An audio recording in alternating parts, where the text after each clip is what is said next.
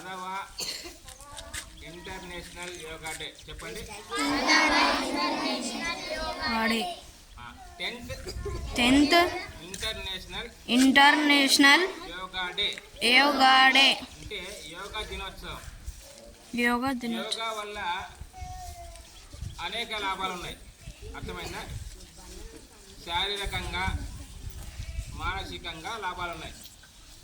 కాబట్టి ఈ దినాల్లో చాలా మంది ఏమంటున్నారంటే యోగా చేయాలంటున్నారు. ఏం చేయాలంటున్నారు? యోగా. మన ఆరోగ్యం బాగా దృఢంగా ఉంటుంది, మన శరీరం దృఢంగా ఉంటుంది, అర్థమైందా? కొన్ని యోగా చేస్తే కొన్ని రోగాలు మన దగ్గర రావు, ఎందుకంటే మన ఆరోగ్యం ఎలా ఉంటుంది? బలంగా ఉంటుంది, ఆరోగ్యంగా ఉంటుంది. కాబట్టి కనుక మనము 2015వ సంవత్సరం జూన్ 21న మొట్టమొదటి యోగా దినం జరుపుకున్నాం, అర్థమైందా? మొట్టమొదటి యోగా దినం మన భారత ప్రభుత్వం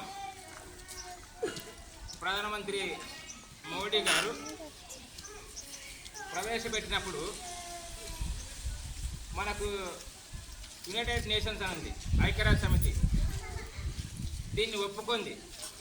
170 దేశాల్లో ఈ యోగా డే చేస్తున్నారు, అర్థమైందా?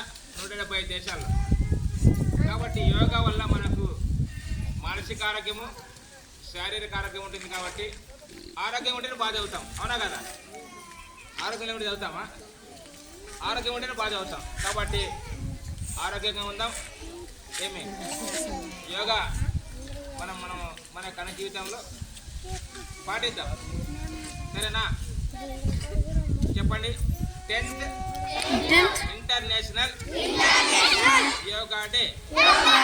10th international yoga day. Thank you.